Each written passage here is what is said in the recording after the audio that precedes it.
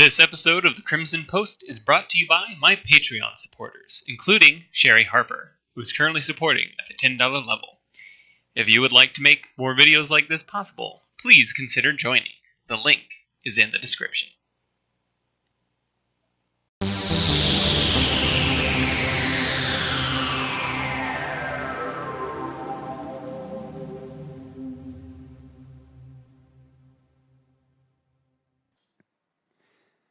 Salutations, and welcome to the Crimson Post, where today we're talking about Zombieland Double Tap.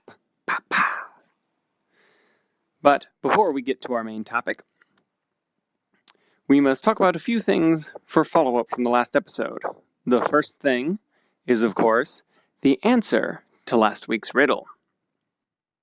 So last week's riddle was, what can go up a chimney down, but can't go down a chimney up? You all should have had a good amount of time to think about it, and I'm confident that plenty of you were able to figure it out. The answer is an umbrella. An umbrella can go up a chimney while it's down, meaning closed, because it's thinner, but it cannot go down a chimney while it's up, meaning open and wide. It wouldn't be able to fit through the chimney. Now, of course, feasibly, there could be a chimney that would be large enough, but this is just yet another classic riddle.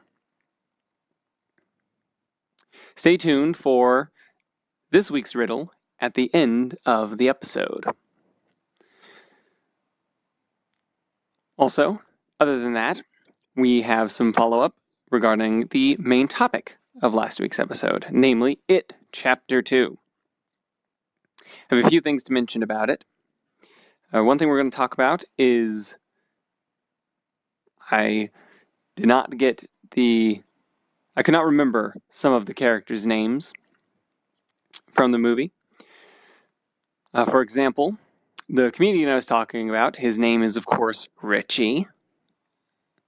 And Eddie is his friend, the one who died at the very end. And also, Stanley is the one from the bathtub. Also, I'd like to talk about some of the differences from the book to the movie that I've been able to research since recording the video. One of those, which I had already known, is that the ritual of Chewed is very different in the books.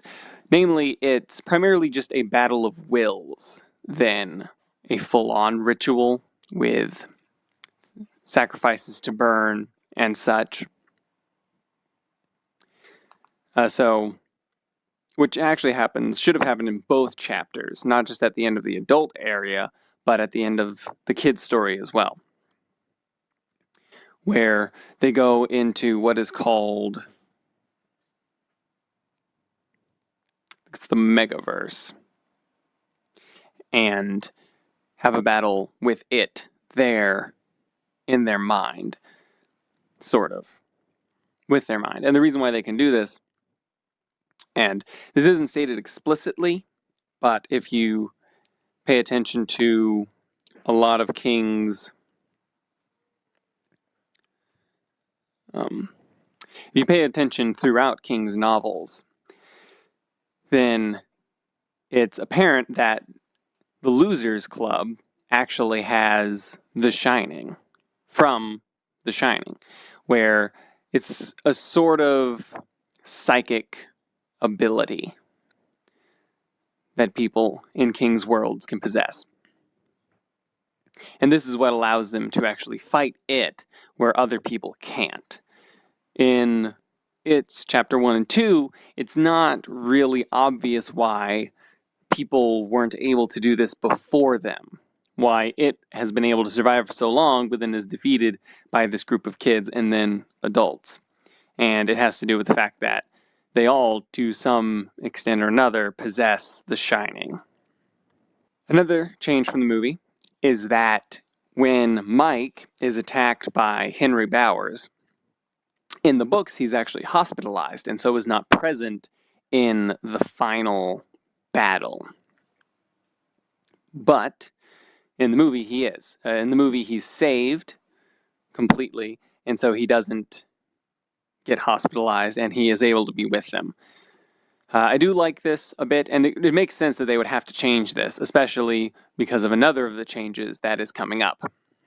Also, in the Megaverse, while there, Bill meets the celestial space turtle known as Maturin, who is a being on kind of the same power scale as it, but is more benevolent and in some cases even indifferent.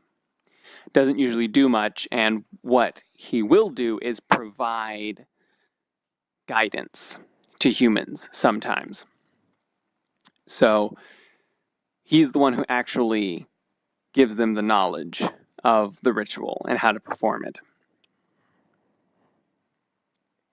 Bill also meets Gan while he's there, which is basically Stephen King's version of God.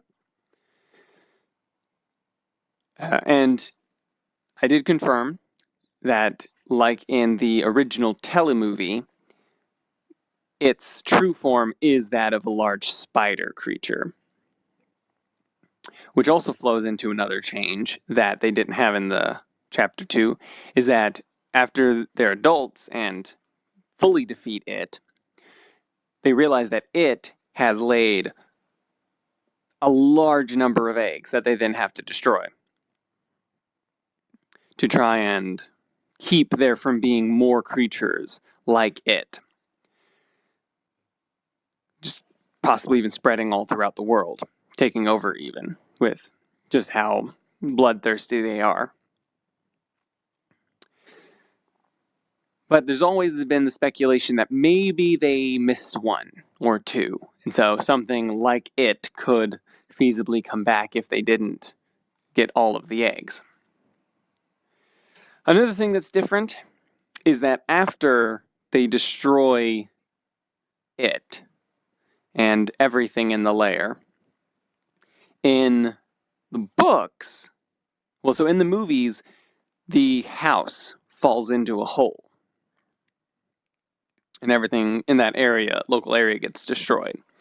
But in the book, the entire town gets not fully destroyed, but wrecked in a lot of places because of a freak storm that happens because it had infested the town so fully, so completely, because it had been there longer than the town itself. And so it's to illustrate just how much this force, that is it, has permeated the area. Also, another thing about the ending that is that is less happy, is that they do forget each other again over time at the end of the book, instead of remembering this time around, like they did in the movie.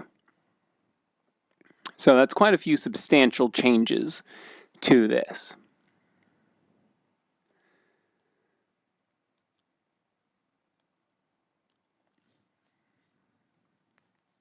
And with that, it is time to get into our main topic. This week's topic is, of course, Zombieland 2. So, as always, we're going to start out with some statistics about the movie. It was released October 18th, 2019, and in its opening weekend, it made $26 million, almost $27 million. Since its release date, it has made $47 million domestically, and worldwide, it has made $63 million. As of right now, the current critic score for it is 68%, but the audience score is at 89%. So people quite like it a lot. It's interesting because Chapter 2 made significantly more money, but had both lower audience and critical reviews. Personally, I had a lot of fun with Zombieland Chapter 2. I loved the first Zombieland movie when it came out 10 years ago. And this one, I hadn't expected to be amazing. As a sequel being made 10 years later, I didn't have especially high hopes for it, because sequels usually end up being not that good.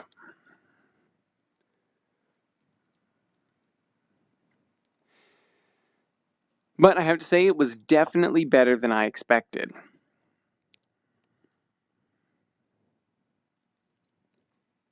It definitely wasn't as good as the first one, but it had some nice callbacks. It was good to see the characters again, and it was definitely a fun ride. They did some new and interesting things with it, which I appreciated. They weren't afraid to change the way the world worked a little bit or add to it. There were some things in it that seemed to be unnecessary, but overall it really was quite funny. I'd say if you were a fan of the original, it is worth going and seeing, for sure. With that, we're going to be getting into the spoilers of the movie now. So if you have not seen it and don't want to know anything about it, then now would be the time to pause the episode, go see it, and come back later to watch the rest of this. There will be a time code in the description for when we're past all of the spoiler bits. So you can skip to that point.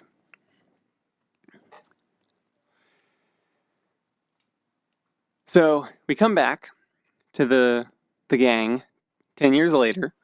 They're older, wiser. They've actually found a place to settle down for a while now, namely in the White House in Washington, D.C. And they're here for a while. They're happy. It seems like a few months pass at most. So then Columbus ends up proposing to Wichita.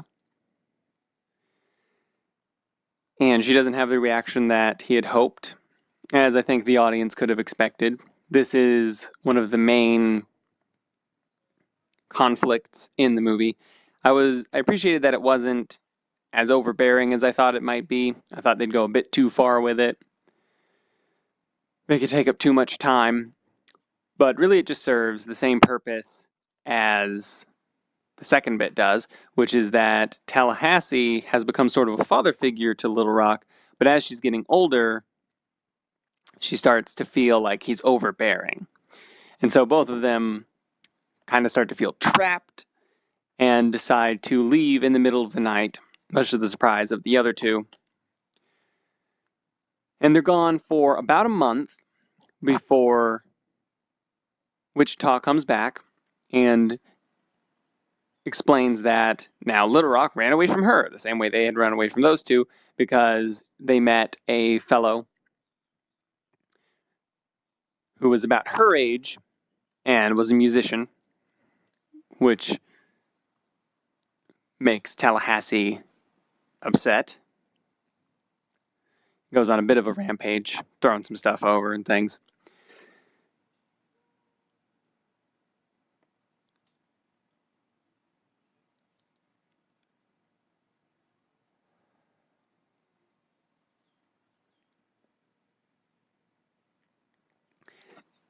Then also find out that he's a pacifist, and so they're taking a journey trying to find this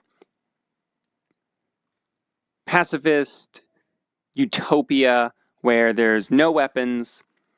It's just supposed to be a haven from the zombie apocalypse.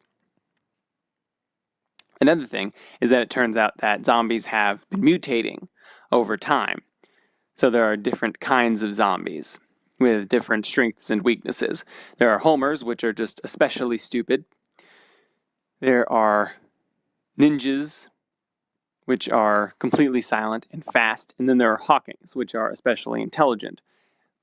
Homers serve as a bit of a comedic part of the movie. They're the comic relief. You only see them probably 2 or 3 times in the entire movie. Hawkings, I think you only see the one time, and they're really only used to illustrate that there are new types of zombies. The same with ninjas. I don't believe the main characters ever once encounter a ninja, and if they do, it's not mentioned. The real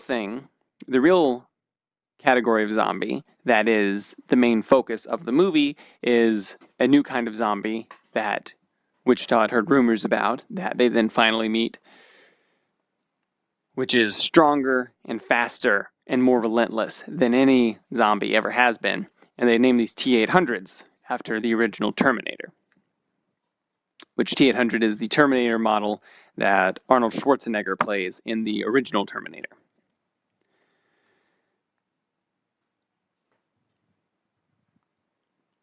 So they all decide that they have to go out, find Little Rock. But, so in the month span where they were gone, toward the end of it, or really the day before she actually comes back, Columbus had been moping around, and Tallahassee was finally getting a bit tired of it.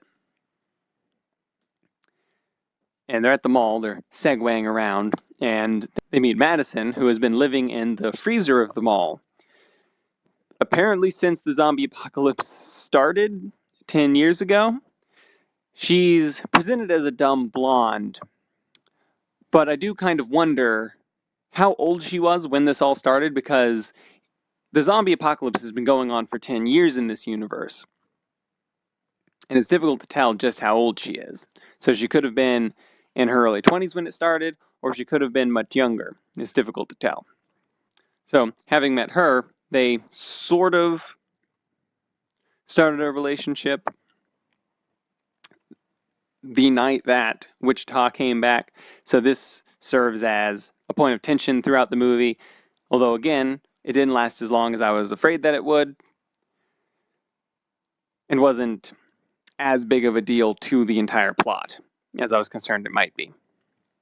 So they all decide that they have to go and try and save Little Rock from this hippie fellow.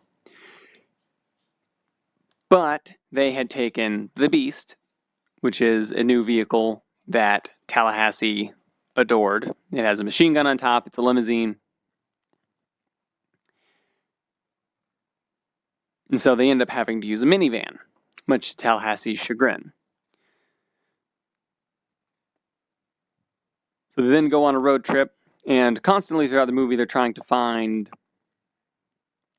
new vehicles, something else to have to drive, but they keep ending up being stuck with the minivan.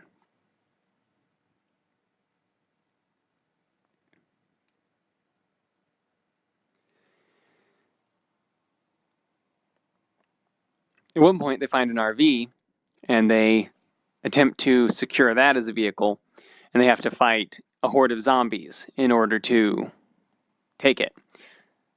The zombies were alerted by Madison, and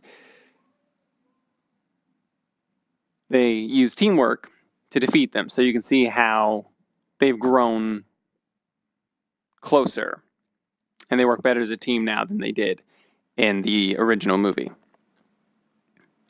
Madison seemingly might get bit on the ankle, but then as they try to leave in the RV, the tires get popped. Before that, they do have their first run-in with a T-800. And they're shooting it in the head several times, and it's still not dying. Eventually, it's crawling on the ground toward them, and Tallahassee just has to step on its skull, crushing it. And that's finally what stops it. So they try to leave in the RV. Tires get popped because they go the wrong way over a security checkpoint. And so they end up having to walk back and take the minivan from there yet again, because they refused to take the ice cream truck that was there with the clown on top, because Columbus is afraid of clowns. So then as they're driving away, Madison starts to swell up and look gross, and her tongue's getting swollen, and everyone thinks she's turning into a zombie. I immediately thought, oh, it's an allergy. It's got to be a nut allergy, because I was expecting it to be something funny, and it seemed to take a while for her to turn. And it didn't look like she had gotten bit. It looked like the zombie, had only just started to gnaw on her boot, only a little bit. There was no sign of blood or teeth marks. Later, it is discovered that, yes, it was a nut allergy from the trail mix that they were eating. Yes, she was also killed off screen. Of course, turns out that she wasn't actually killed at all because he intentionally shot over her head because he decided he couldn't do it. So she had gone back and gotten that ice cream truck and then driven away.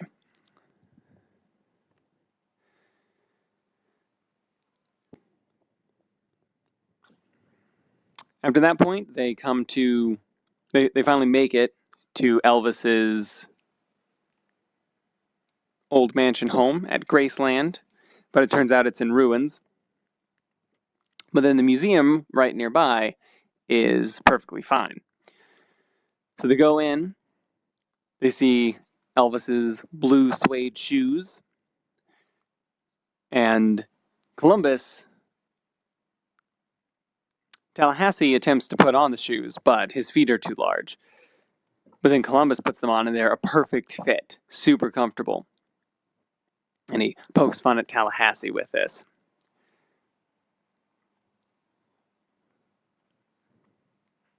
Because going to Graceland was Tallahassee's idea. He is a big fan of Elvis. So they're going through. Columbus is wearing Elvis's shoes now. And eventually they get attacked by a woman. Tallahassee specifically does. And so it turns out they sort everything out. Nobody shoots anybody, but they have a bit of a Mexican standoff for a bit. And then the woman, who you find out her name is Nevada, or that's what she calls herself because of the naming convention in Zombieland. She mentions that she almost murried him, which all the main people are like, "Murrayed? What do you mean murrayed?" And then she talks about how, oh yeah, Bill Murray, you haven't heard, he was killed by somebody who mistook him for a zombie, which happened in the first movie. And Columbus says, oh no, I mean, that probably isn't true. That probably didn't actually happen. He's like, no, it happened. He's like, well, it sounds like an urban legend, but she insists that it's real and that she would kill whoever she found out killed Bill Murray. So they found the beast at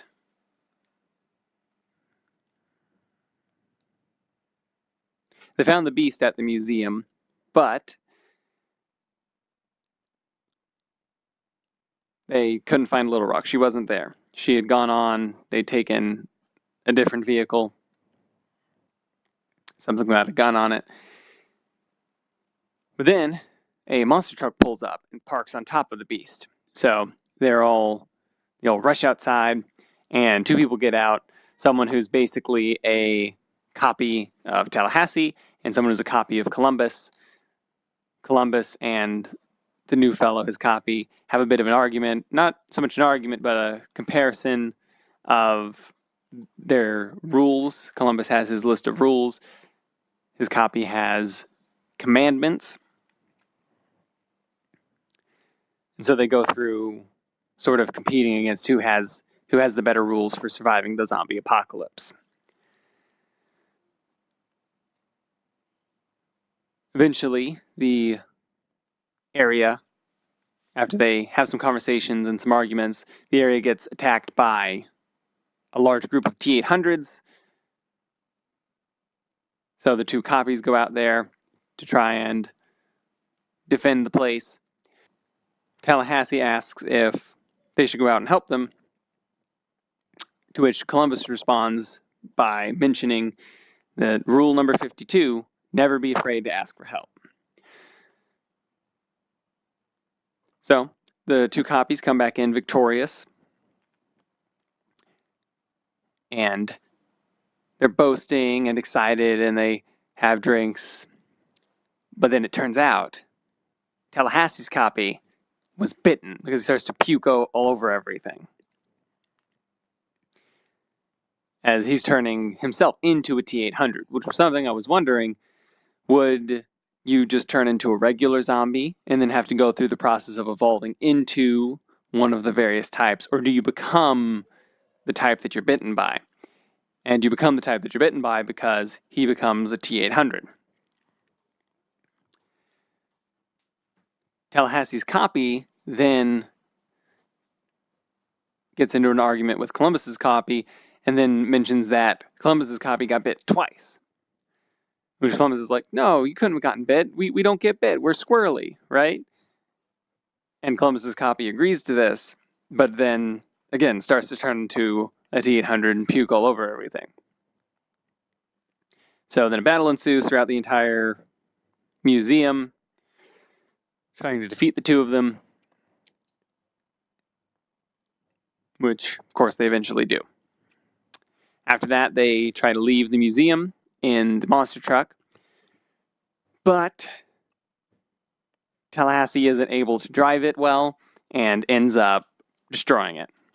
So they have to take the minivan yet again. Up to this point, we see that Little Rock and Berkeley, who is the Indian hippie fellow, are on their way to the safe haven, but behind them, there's a whole horde of T-800s chasing them. So we know that where they're going is not going to be safe for very long.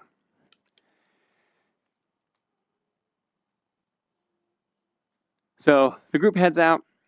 Tallahassee says goodbye to Nevada. So they've started a bit of a romantic thing between them.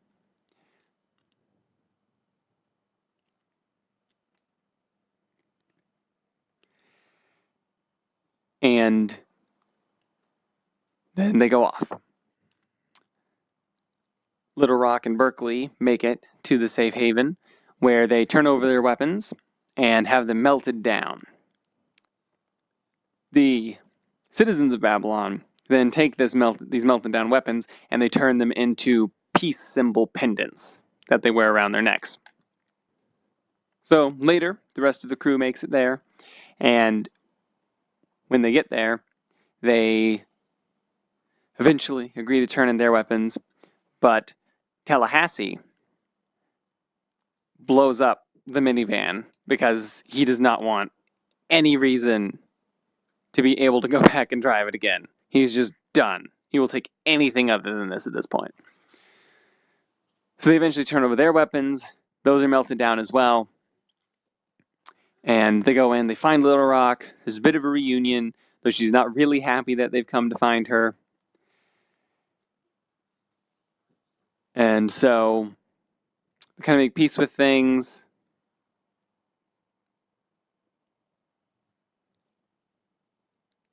Tallahassee decides that he's going to go out on his own finally.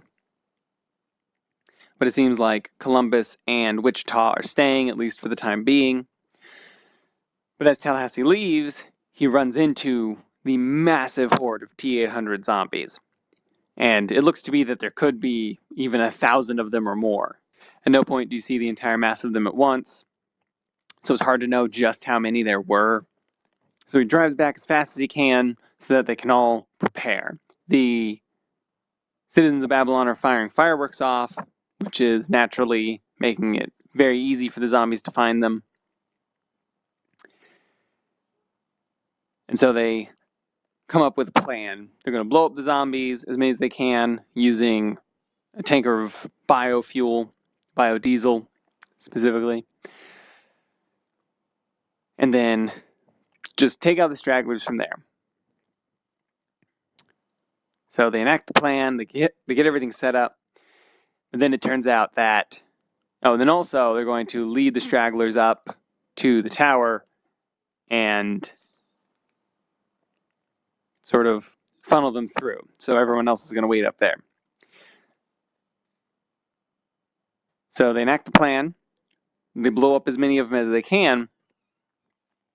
But then it turns out that there were way more than they had expected.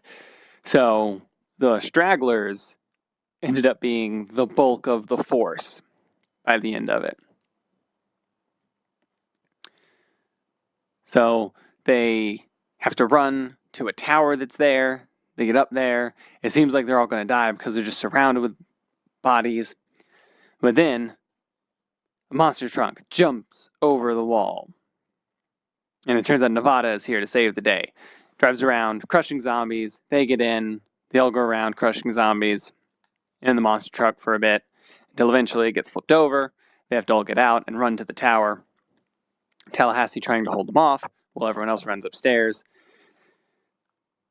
And then there's two lines of people from the doors on the top of Babylon, the Babylon Tower. And they're funneling the zombies as he runs out, jumps off, grabs onto a hook, and all the zombies just chase him off the cliff and fall to their doom. Then there's two stragglers, a prisoner and police officer handcuffed to each other, and they end up grabbing onto Tallahassee as he swings back toward them.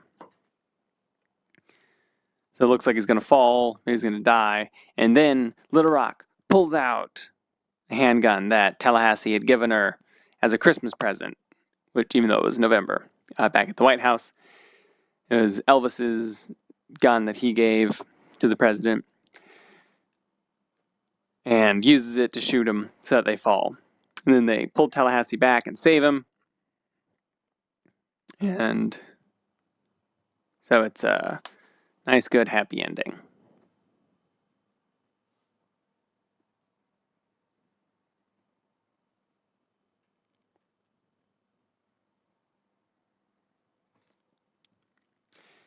After that, I suppose they stay in Babylon for a while. Then after that, they decide to go out on the open road and decide that home is just wherever the four of them are, and then now plus Nevada. But Berkeley and Madison end up staying at Babylon because now they're a thing. And so that's the heartwarming ending to the zombie film. But then, in the after credits scene, we get to see, as an apology for having killed Bill Murray in the last one, we get to see what Bill Murray did back in 2009 when the zombie apocalypse first started. He's promoting the movie Garfield 3. And so one of the people interviewing him ends up turning into a zombie. And Bill Murray just goes through and just basically wrecks all the zombies. He's hitting them with chairs and throwing things into them. And he's just, basically dealing with it very well, having a good time, almost like he's been waiting for this his entire life. And so it's funny that even though they killed Bill Murray in the last one, they made him a badass at the end of this one. So it was funny and satisfying. So I thought it was a pretty good movie. Had some good story beats in there. They didn't make a lot of the mistakes that sequels tend to make. It wasn't as good as the first one, but it was nice to see everyone again. It was basically like a bit of a reunion movie. So it was definitely worth seeing. I enjoyed it a lot, and much better than I expected it to be. So with that, we are going to move on to the last segment of our show, Crimson Conundrums. So this is the part of the show where I ask you a riddle that you will have to think about over the course of the next week until the next episode. And this week's riddle is, I have a neck, but no head. 2 arms, but no hands. What am I? So give that a think. Leave your answers in the comments down below, and we'll see which of you can figure it out. Next week's episode is going to be delayed from Monday until Tuesday, And for a hint about what that episode is going to be about, it's something special to do with the date it will be released on, which is why we are delaying it. So thank you all so much for watching. If you enjoyed, please let me know by leaving a like or a comment down below. If you have anything to say about this movie, or a guess about what next week's episode is going to be about, then please comment that down below as well.